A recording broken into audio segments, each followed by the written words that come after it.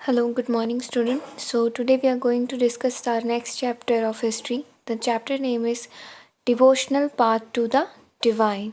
So, let's see what we are going to see here in this chapter. You may have seen a people perform a ritual of a worship or singing bhajan, kirtan, or the kavalis, or even repeating the name of the god in a silence, and notice that some of them are moved to tears. Such intense devotion or love of God is a legacy of various kinds of bhakti and Sufi movement that have evolved since the 18th century.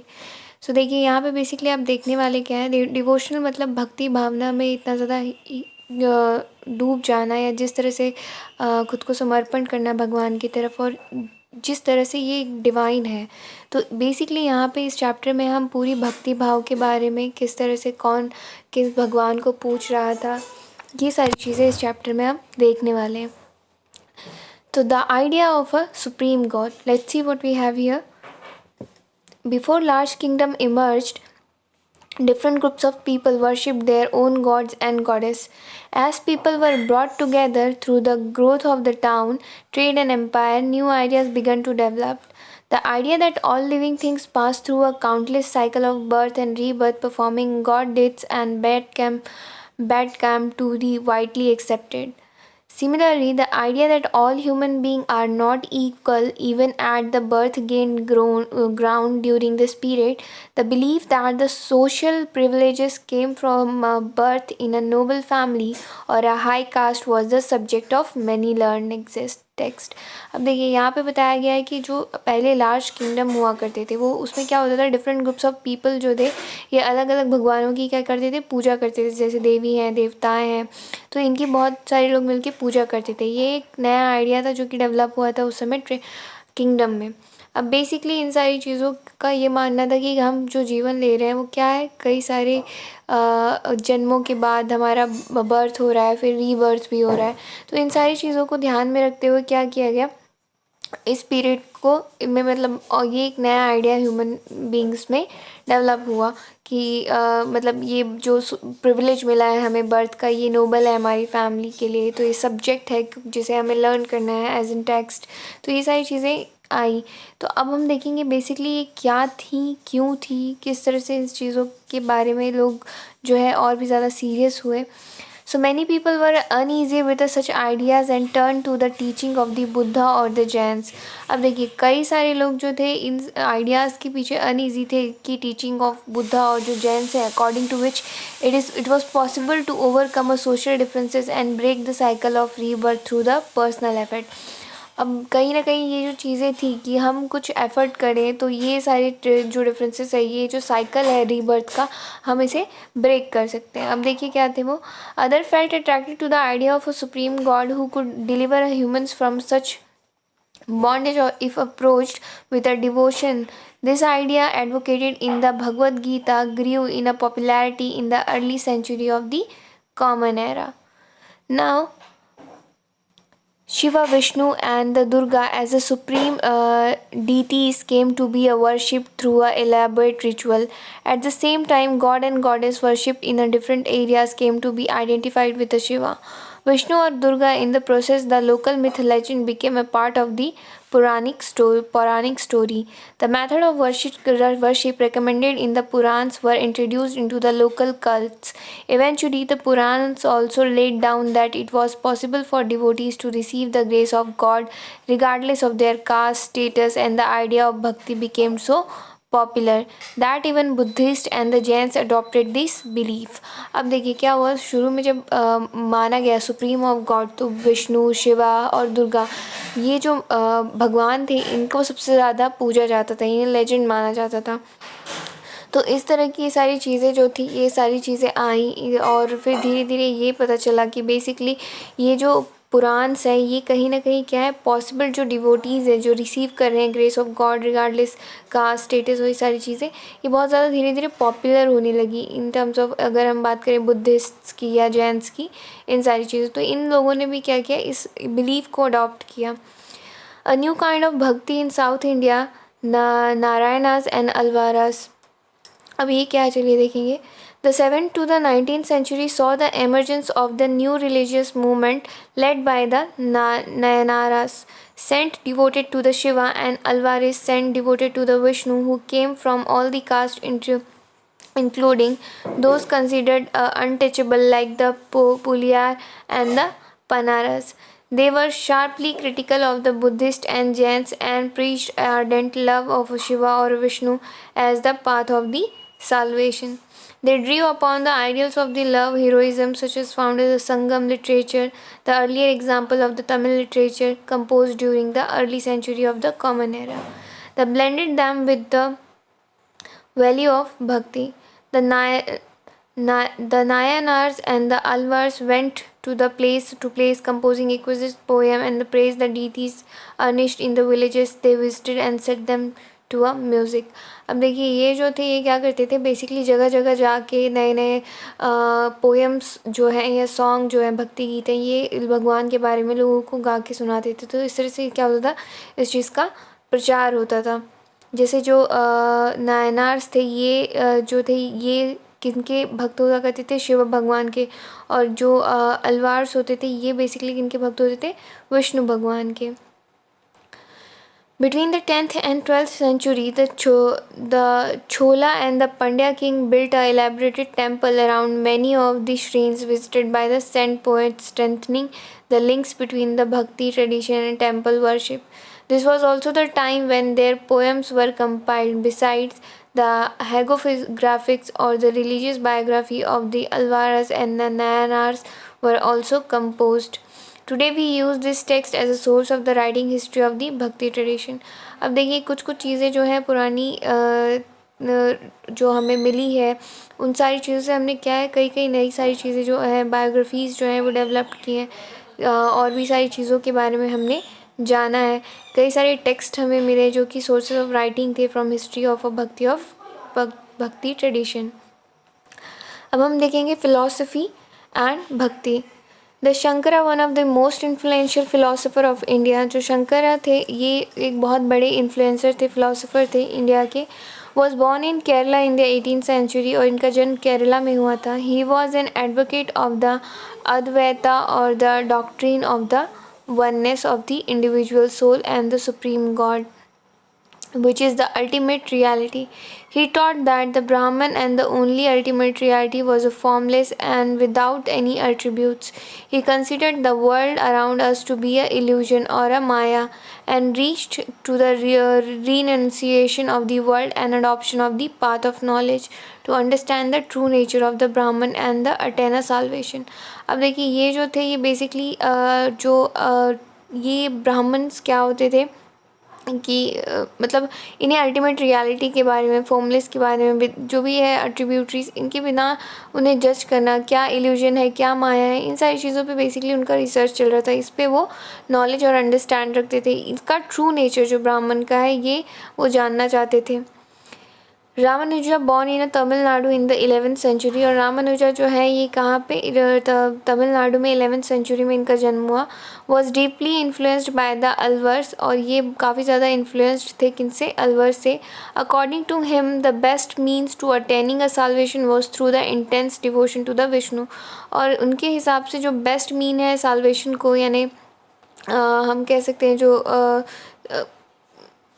साधुत्व होता है, या हम कह सकते हैं जो भी संन्यास होता है, या फिर किसी भगवान के ऊपर पूरी तरह समर्पण होना है, ये डिवोशन आप तभी मतलब अगर जब आप साल्वेशन लेते हैं उस वक्त ही आप क्या है इंटेंशनली काफ़ी ज़्यादा भगवान को समर्पित खुद को कर सकते हैं टू द लॉर्ड विष्णु।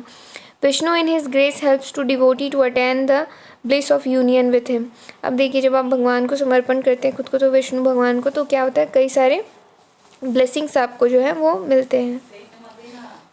अब हम देखेंगे आगे the Basavanas and the Virashaivism. We noted earlier the connection between the Tamil bhakti movement and the temple worship. हमने अब कुछ देर पहले जो पढ़ा उसके हिसाब से हमें क्या समझ में आया, कनेक्शन किस तरह का है तमिल भक्ति का और टेम्पल का वर्शिप में। This is the turn led to a reaction that is best represented, और यही जो है ये टर्न है इस रिएक्शन को लीड करने का जो कि बेस्ट रिप्रेजेंटेटेड है। Veera Shiva movement initiated by the Basavana and his companion like Alama Prabhu and Alakma Devi.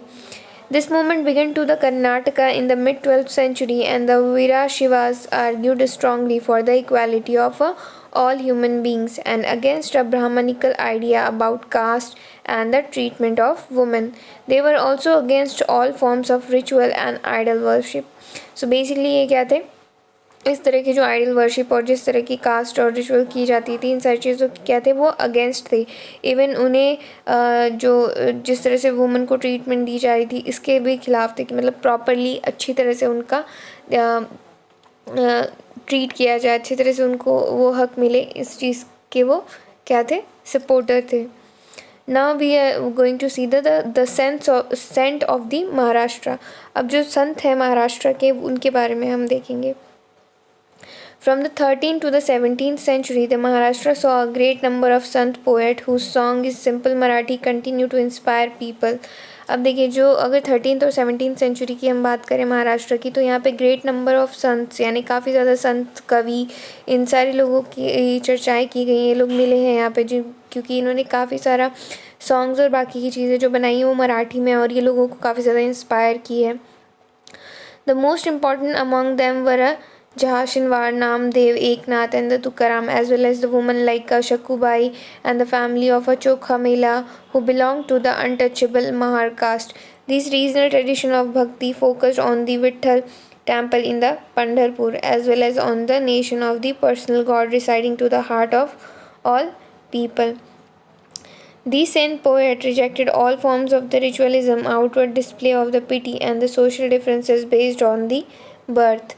अब देखिए, ये संत पोएट जो थे, इन्होंने और सारी चीज़ों को, जो भी रिचुअल्स थे, इन सारी चीज़ों को रिजेक्ट किया, यानी क्या सोशल डिफरेंस है, कहाँ से आप पैदा हुए हैं, किस कास्ट के, ये सारी चीज़ों को ये नहीं मानते थे।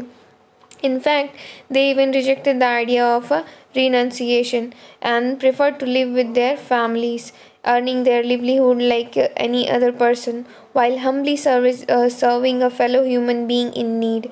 A new humanist idea emerged as they insisted that bhakti.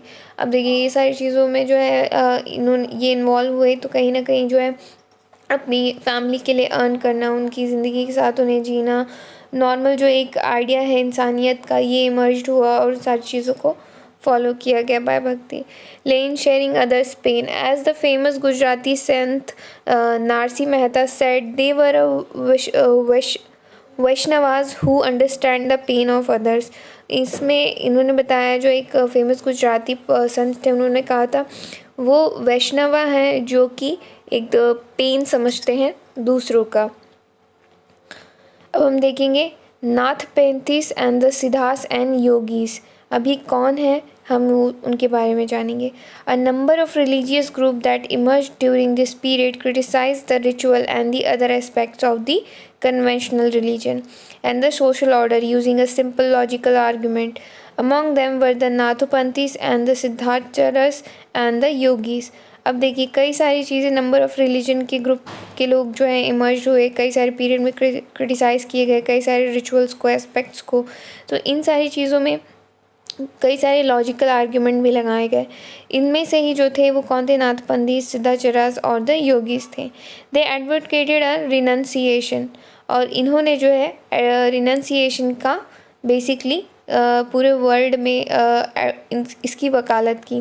To them the path of the salvation lay in the मेडिएशन, और इनके हिसाब से जो पाथ है साल्वेशन का, यानी कि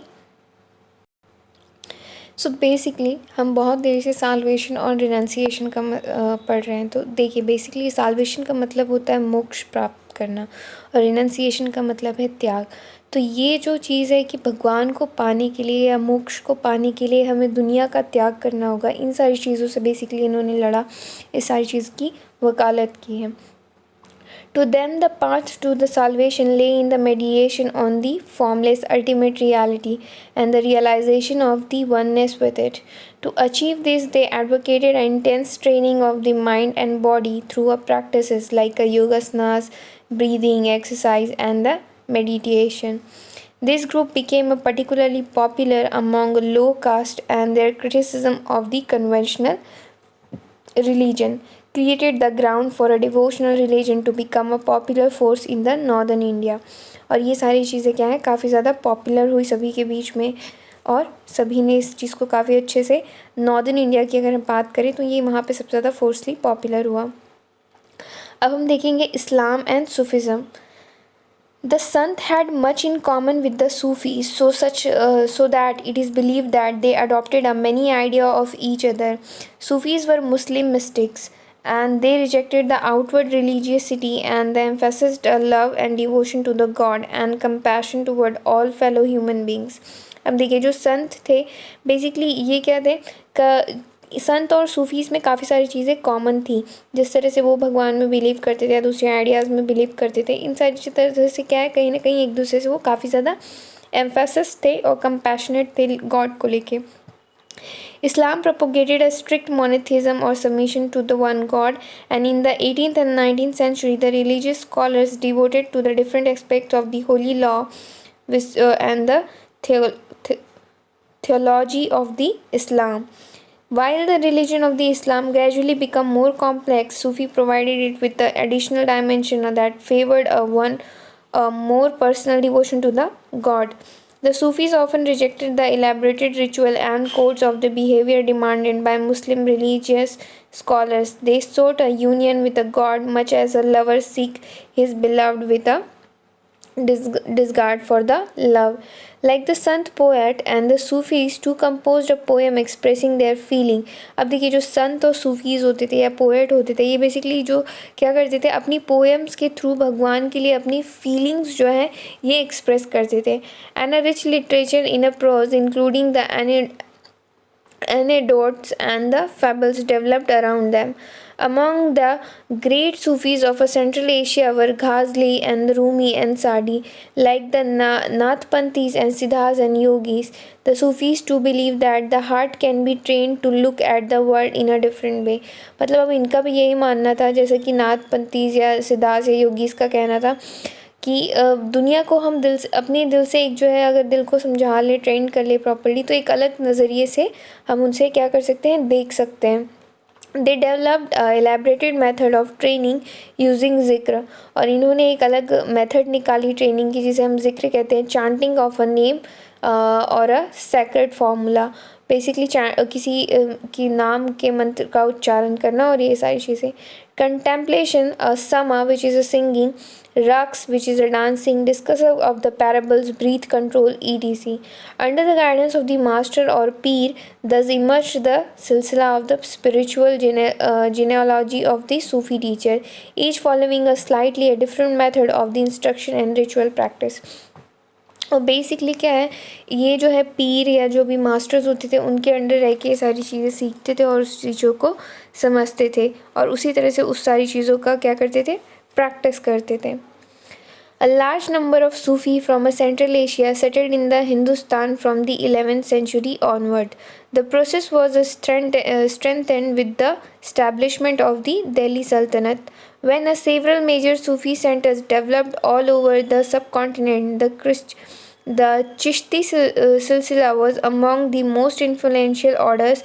It had a long line of the teacher like a Khwaja, Muinuddin Chishti of Ajmer, Kutubuddin Bhakhtiyar Kaki of Delhi, and Baba Farid of the Punjab, Khwaja Nizamuddin Auliya of Delhi, and the Banda Waza Gisudaraz of the Gulbagh. अब यहाँ पे देखिए कुछ नाम बताए गए कुछ teachers के जिन्होंने इन सारी चीज़ों को के बारे में बताया, सिखाया है, ये उन्हीं के नाम थे. The Sufi master held their assemblies in their khanakas or the hospices. Devotees of all the description, including members of the royalty and nobility, and the ordinary people flocked to this khanakas, and they discussed spiritual matters, sought the blessing of the saint in solving their worldly problems, or simply attended the music and dances sessions. Often people attributed a Sufi master with the miraculous power that could relieve others of their illness and troubles. The tomb or the dargah of a Sufi saint became a place of a pilgrimage to image thousands of people of all the faith strong. अब देखिए यहाँ पे बताया गया है कि किस तरह से संत महात्मा जो है अपनी बेस्ट ब्लेसिंग से, अपनी अच्छी वे ऑफ टीचिंग से लोगों के कई सारे प्रॉब्लम्स जो है सॉल्व करते थे। इसके अलावा जो है म्यूज़िक और डांसेस के सेशंस भी होते थे जिसमें लोग आके अटेंड करते थे। ऑफनली ये सारी चीज़ें जो है मास्टर जो थे एक मिराकुलस पावर रखते थे जो लोगों की तब बीमारी और ट्रबल को उनसे दूर कर सकें। इसलिए जो टोम यानी दरगाह है, सूफी संत हैं, ये सारे इस जगह के क्या हो गए, बहुत ही फेथफुल पर्सन हो गए। The new religion development in north India. अब देखिए एक न्यू रिलीजियस डेवलपमेंट हुआ नॉर्थ इंडिया में, वो क्या था? The period after the 13th century saw a new wave of the भक्ति मूवमेंट इन नॉर्थ इंडिया। अगर हम 13th century की बात करें तो यहाँ पे एक नया वेव ऑफ भक्ति मूवमेंट जो है नॉर्थ इंडिया में आया। और this was an age when Islam, brahmanical, Hinduism, Sufism, various strands of the bhakti and the Nathpanthas, Siddhas and the yogi influenced one another। अब देखिए यहाँ पे जो है इसी सारी चीज़ों से क्या हुआ, एक नया एज आया इस्लाम का जहाँ पे जो कई ब्राह्मणिकल, हिंदुइज्म है, सूफीज़म है, या फिर वेरियस स्टैंड्स ऑफ भक्ति की हम बात करें तो कई सारे लोग जो हैं यहाँ पे एक दूसरे से इन्फ्लुएंस्ड हुए थे। We saw that the new towns and the kingdoms and were emerging and people were taking up a new professions and finding a new roles of themselves। अब देखिए कहीं ना कहीं लोग जो है इन सारी चीज़ों को एज अ न्यू प्रोफेशन ले रहे थे, अपने लिए एक नया रोल पा रहे थे। Such people, especially craft person, peasant, traders and the laborer, thronged to the listen to this new sant and spread their ideas।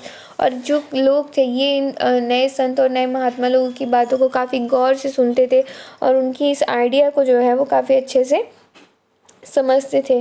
Some of them like Kabir and Baba Guru Nanak rejected all orthodox religion. अब कुछ जो थे जैसे कि कबीर हैं या फिर बाबा गुरु हैं या नानक हैं, इन लोगों ने क्या किया, ये ऑर्थोडॉक्स रिलीजन को क्या कर दिया, रिजेक्ट कर दिया, बेसिकली उसे अपनाने से मना कर दिया।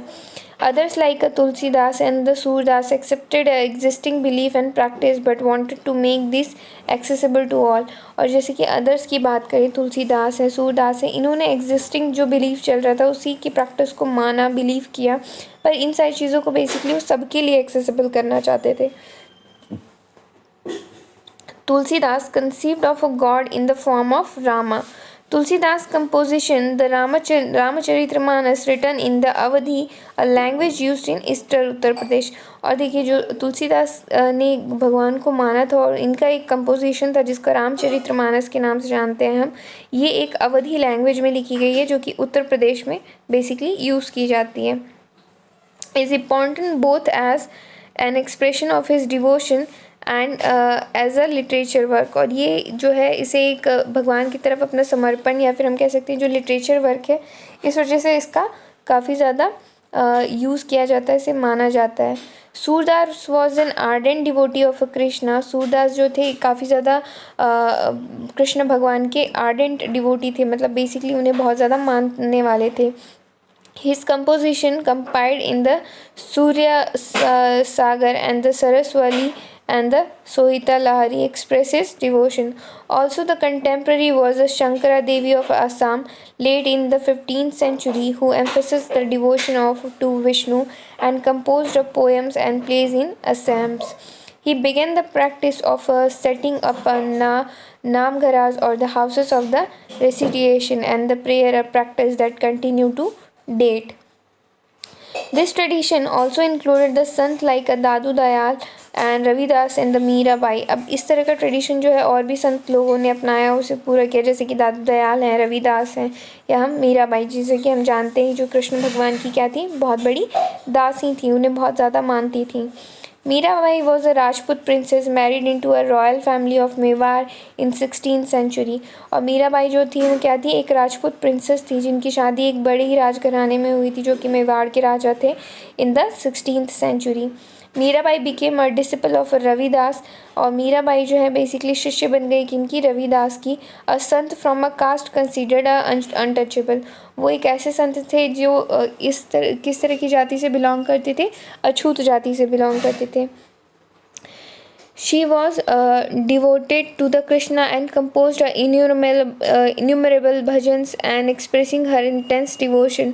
और वो जो है भगवान कृष्णा की तरफ बहुत ज़्यादा हम कह सकते हैं समर्पित थी, और उनके लिए कई सारे अच्छे भजन और उनके अपना जो आत्मसमर्पण था भगवान की तरफ, उनको अपने पोएम्स और सॉन्ग्स के थ्रू कंपोज करके उसे बताती थी. हर songs also openly challenged the norms of the upper caste and become a popular with the masses in Rajput and Gujarat. और उनके सॉन्ग्स में जो है ओपन चैलेंज होता था बड़ी जात के लिए, जो जिस तरह की बातें की जाती थी या बताई जाती थी, और इस वजह से वो बहुत ज़्यादा पॉपुलर हो गई थी राजस्थान में एंड गुजरात में. A unique feature of most of these sant is their work were composed in a regional language and could be sung. They become immensely popular and were handed down orally from a generation to generation. अब देखिए ये एक unique feature था संत के पास जो होता था कि कंपोज करते थे कई सारे रीजनल लैंग्वेज में और उसे गाते भी थे. सो ये काफ़ी ज़्यादा पॉपुलर हो गई थी ये सारी चीज़ें पूरी, जो कि orally generation to generation pass हो रही थी. Usually, the poorest and most deprived community and the women transmitted these songs. और ये जो है poorest family या deprived community जो थी, ये उनके थ्रू क्या है, इन songs के थ्रू ये transmit हो रही थी सभी में, often adding their own experience. Thus, the song as we have them today are as much as creation of the sant as of the generation of people who sang them. Basically जो songs हम सुन रहे हैं आज के time पे, सारी चीज़ें creation है भगवान की, जो कि जनरेशन टू जनरेशन हो रही है और हम उन्हें सुन रहे हैं. They have become a part of our living popular culture. और ये जो है हमारे लिविंग के पार्ट हो गई है हमारे पॉपुलर कल्चर की. अब हम देखेंगे आगे अ क्लोज़र लुक ऑफ कबीर. अब देखिए हम कबीर जी के बारे में सुनेंगे. जैसा कि आप जानते हैं कबीर एक बहुत बड़े संत महात्मा थे. तो Kabir who probably lived in the 15th-16th century. Kabir जो थे ये probably 15th to 16th century में थे and was one of the most influential संत. और ये काफ़ी ज़्यादा इन्फ्लुएंशियल संत थे. He was brought up in a family of a Muslim जुलाहाज और weaver settle in near the city of a Banaras, जो कि आज के टाइम पे वाराणसी के नाम से जाना जाता है. बेसिकली ये जो थे ये एक मुस्लिम फैमिली से बिलोंग करते थे और वो एक वीवर थे पास की ही सिटी में जिसे हम बनारस कहते हैं. We have a little reliable information about his life. और हमें जो है उनकी लाइफ के बारे में थोड़ी सी ही नॉलेज है. We get to know of his idea from the vast collection of verses called a सखीज एंड द पाथ्स. अब देखिए हमें जो है उनके कई सारे आइडियाज़ के बारे में उनके वास्ट कलेक्शन से पता चलता है, जो कि सखीज़ और पद्स के नाम से जानी जाती है. Said to have been composed by him and sung by wandering bhajan singers. और ये जो है उनके द्वारा लिखी हुई है, उनके द्वारा गाई गई है, जो कि एक भजन सिंगर जिस तरह से गाते हैं बिल्कुल उस तरह से.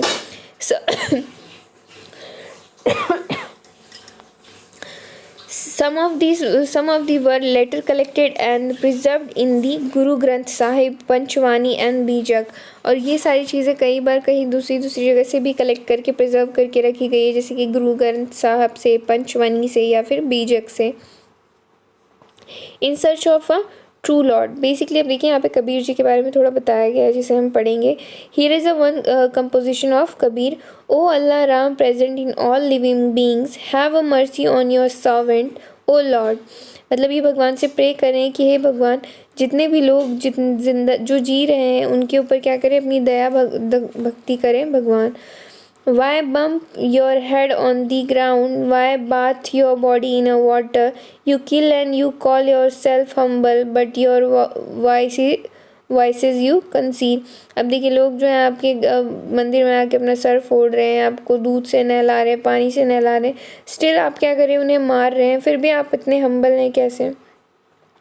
24 times the ब्राह्मण कीप्स द एकादशी फास्ट. और कई 24 बार जो है लोग ब्राह्मण जो है एकादशी का फास्ट रखते हैं. वाइल जो काजी ऑब्जर्वर्स हैं ये Ramzan. Tell me why tell he set aside the 11 months to seek a spiritual fruit in the 12th.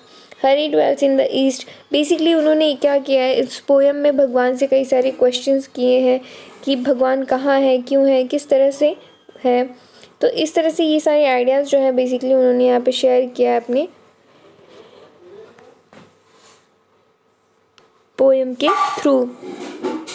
Kabir's teaching were based on a complete Indian rejection of the major religion tradition. His teaching openly ridiculed all forms of external worship of both Brahmanical Hinduism and Islam. अब देखिए कबीर जी ने जो सिखाया है उनकी teaching काफ़ी ज़्यादा complete और इंडीड थी, क्योंकि इन्होंने कई सारे रिलीजियस ट्रेडिशन का क्या किया रिजेक्शन किया है अपनी टीचिंग में। इन्होंने ओपनली बताया है कि ये सारी चीज़ें क्या है काफ़ी ज़्यादा रिडिकुलेटेड है बोथ इन ब्राह्मणिकल हिंदुज़म और Islam. The pre eminence of the priestly classes the caste system, और जो भी ये बड़ी जाति है, बड़ी घराने के हैं या छोटे घराने के, इस तरह की चीज़ों के बारे में उन्होंने क्या है बेसिकली इसे जगह से खारिज किया है, इस चीज़ को मानने से उन्होंने इनकार किया है। The language of his poetry was a form of the spoken Hindi. उनका जो लैंग्वेज था उनकी पोएट्री का वो स्पोकन हिंदी था, जो कि widely understood by the ordinary people, और ये काफ़ी ज़्यादा लोगों के द्वारा समझा जाता था। He also sometime use to cryptic language, और ये जो है कई बार जो है क्रिप्टिक लैंग्वेज का यूज़ करते थे which is difficult to follow, और ये क्या होती थी थोड़ी डिफ़िकल्ट होती थी फॉलो करने में। कबीर जो है ये काफ़ी ज़्यादा फॉर्मलेस बिलीव करते थे basically in a formless supreme God and preach that the only part to the salvation was through a bhakti और डिवोशन। और बेसिकली वो भगवान को मानते थे और उनके हिसाब से मोक्ष का रास्ता सिर्फ और सिर्फ क्या था, भक्ति। Kabir Drew his follower from the among both Hindus and Muslim, और बेसिकली कबीर के कई सारे फॉलोअर्स बने जो कि हिंदू भी थे और मुस्लिम भी थे। अ क्लोज़र लुक बाबा गुरु नानक। अब देखिए क्लोज़र लुक में हम देखेंगे बाबा गुरु नानक के बारे में। यहाँ पे we know more about the Guru Nanak than about a Kabir. हम गुरु नानक के बारे में ज़्यादा जानते हैं कबीर जी से। बॉर्न एट अ तालाबंदी, जो कि एक तालाबंदी में इनका जन्म हुआ था। He travelled widely before establishing a centre at the Kartarpur. ये काफ़ी दूर से इन्होंने ट्रैवल किया था before establishing a centre at the Kartarpur. A regular worship that consisted of the singing of his own hymns was established there for his followers. Irrespective of their former creed, the caste or gender, his followers ate together in the common kitchen. The sacred space thus created by a Guru Nanak was known as the Dharamshala. और इन्होंने लोगों के followers के लिए यानी रहने के लिए, खाने के लिए एक स्पेस बनाई जिसे हम धर्मशाला के नाम से जानते हैं। It is now known as the gurdwara, और अब जो है इसे गुरुद्वारा के नाम से भी जाना जाता है। Before his death in 1539 Guru Nanak appointed one of his followers as his successor. और बेसिकली जब उनकी डेथ हुई उसके पहले गुरु नानक जी ने एक पर्सन को अपॉइंट किया था जो कि उनके फॉलोअर थे और बहुत बड़े सक्सेसर थे। उनका नाम था लहना, but the guru came to be known as the Guru Angad, पर वो एज अ गुरु किस नाम से जाने जाते थे, Guru Angad, signifying that he was a part of Guru Nanak himself. और बेसिकली क्या थे, ये इस चीज़ को सिग्निफाई करते थे कि वो किस चीज़ के पार्ट थे, गुरु नानक जी के।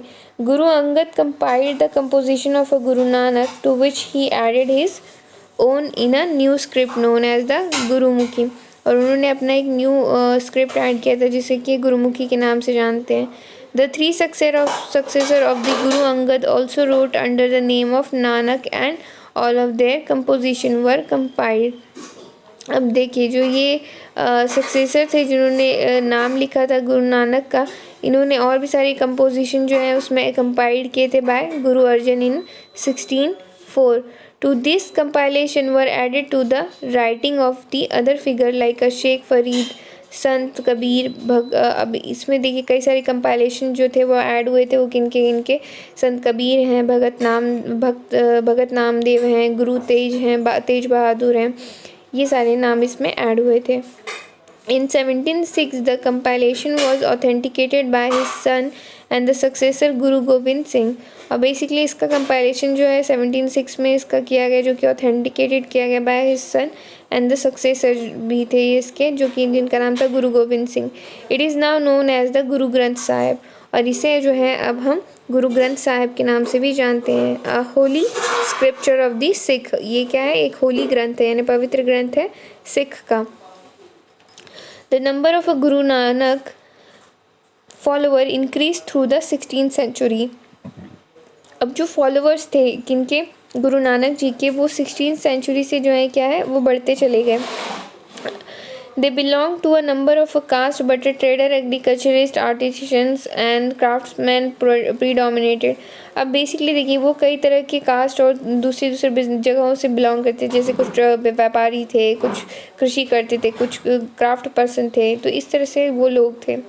This may have something to do with the Guru Nanak to insisting that his follower must be a householder and should adopt the productive and useful occupations.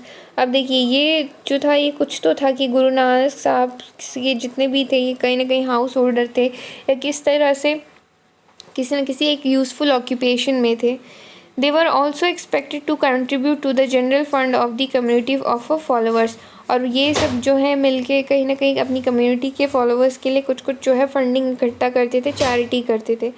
By the beginning of the 17th century, the town of the Ramdaspur, which is now known as Amritsar, had developed around the central Gurudwara called a Harmandir Sahib which is a golden temple. अब देखिए जो 17th century की शुरुआत थी उस time पे रामदासपुर यानी कि अमृतसर में इन्होंने एक सेंट्रल गुरुद्वारा जो है डेवलप किया जिसका नाम था हरमंदर साहिब, जिसको कि आज हम गोल्डन टेम्पल के नाम से जानते हैं. It was virtually a self-governing, and the modern historians refer to the early 17th century Sikh community as a state within a state. अब ये जो है एक self-governing modern historian थी जो कि रेफ़र करती है 17th century में सिख कम्युनिटी को as a state within a state.